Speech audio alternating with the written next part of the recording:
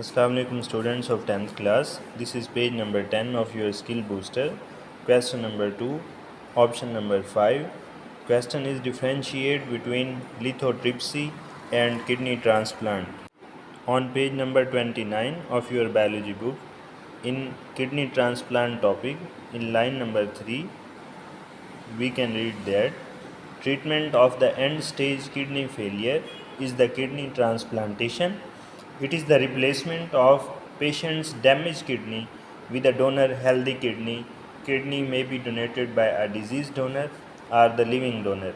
In simple, the replacement of a non-functional or infected kidney by the normal kidney of another person is known as kidney transplant. Second part of the question is lithotripsy.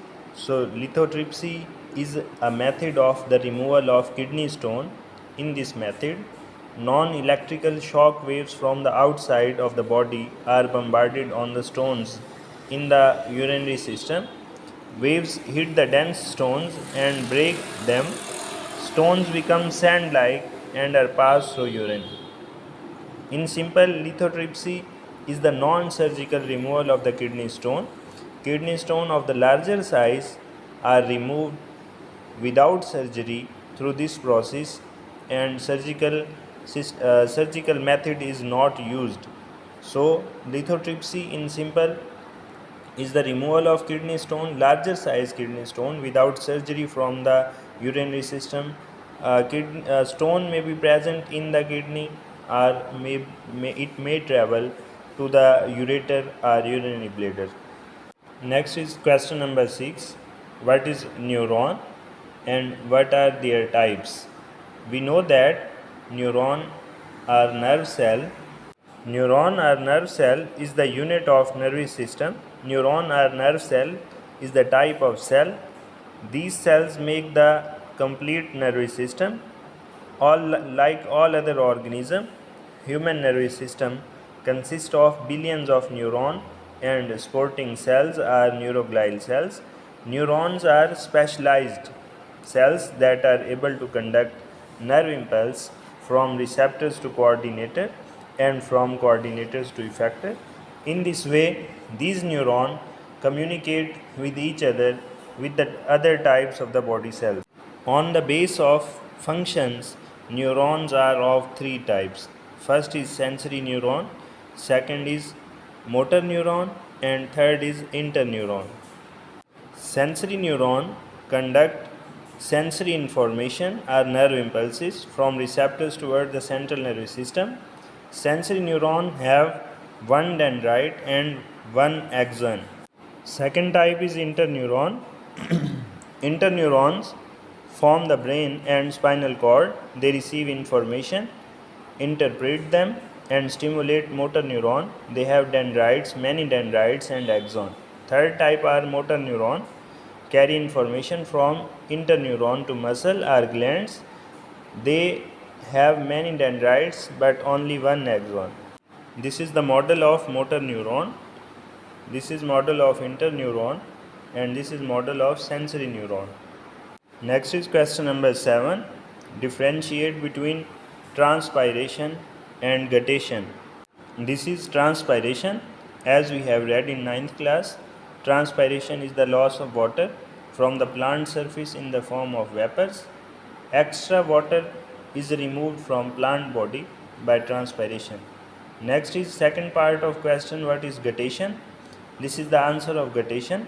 Some plants such as grasses force the extra water through special pores present at the leaf tips or edges and form drops. The appearance of drops water on the tips of edges of leaves is called guttation. In simple, some plants can remove their extra water from special openings present in their leaves, and this process is called guttation. This is different from transpiration, and it is also different from dewdrops. Dewdrops are the condensed water vapors which are present in atmosphere, but guttation are the water drops that are released by the internal structure of leaves by special pores called hydatodes. Question number 8. What are the short-sightedness and long sightedness problem, and how can these treated or rectified. We know that short sightedness and long sightedness are the problems of vision in animals, especially in human, and these problems can further explain. This is answer of short sightedness, or this is also known as myopia. The elongation of the eyeball results in myopia. Such persons are not able to see distant objects clearly, and the image of a distant object is formed in front of retina. This problem can be rectified by using concave lens. In this diagram you can see these are the light rays. After passing through the lens, they are magnifying, they are focusing at the point that is in front of retina, and this problem is due to the elongation of the eyeball. Eyeball has elongated due to a problem. Due to any reason, if a person's eyeball is elongated, myopia is observed, and this is the use of concave lens. By using concave lens, the focus point of the light rays can be increased, and now the image is formed on the retina instead in front of retina. So this problem can be rectified or treated by using concave lens. Second is hypermetropia or the long sightedness. Here you can see it happens when eyeball shortens. Such persons are not able to see near objects clearly. The image is formed behind retina. Convex lens is used to rectify this problem. In this diagram you can see the eyeball has shortened. The eyeball has shortened due to any problem, especially in old age. The eyeball size is reduced, and due to this problem, now the focus point of the light rays is becoming behind retina, so the image is forming behind the retina, and such image is blurring or not visible to the person. By for convex lens can be used for rectifying this problem. By use of convex lens, the correction of focus point can be done, and this is the treatment of hypermetropia. Next is question number 9. What is hippocampus and describe its function? We have read it. Hippocampus is the part of the brain, and here on page number 37 of your biology book, this is the answer of this question. Hippocampus is a structure that is deep in the cerebrum of the brain. It functions for the formation of new memories. It acts like a pen which is used for writing the memories or writing anything. This is the pen of the brain. It means this is the creator of the memories. It writes new memories in the brain. People with a damaged hippocampus cannot remember things that occurred after the damage, but can remember things that had occurred before damage. It means that if a person had an accident, or if a person had any trauma or an injury, faces an injury, due to that trauma, if the hippocampus in the cerebrum is damaged, person can remember the things before that damage. It means it will remember, the person will remember all its past memories, but after the accident person will not able to memorize things after that accident. Next is question number 10. Which type of adaptations takes place in xerophytes? It means that which kind of changes xerophyte can take place in them for survival in the dry environment.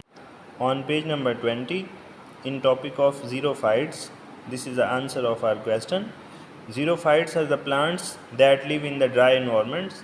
They possess thick waxy cuticle over their epidermis to reduce the water loss from the internal tissues. They have less number of stomata to reduce the rate of transpiration. Such plants have deep roots to absorb maximum water from the soil, and some xerophytes have special parenchyma cells in the stems or the roots in which they store large quantities of water. This makes their stem or roots wet and juicy, called succulent organ. Cacti are the common example of such plants, and if we are giving or writing only the adaptations, we can write these First is about the cuticle. First adaptation is presence of cuticle. Second adaptation is the less number of stomata. Third is long roots or deep roots, and fourth is the presence of succulent organ. These are the four basic points we can mention in our answer. Okay students, this is the solution of question number 2 from point 5 to 10. Option are the options 5 to 10 on page number 10 and 11 of your assignment. Further will be discussed in next lecture inshallah. Thank you.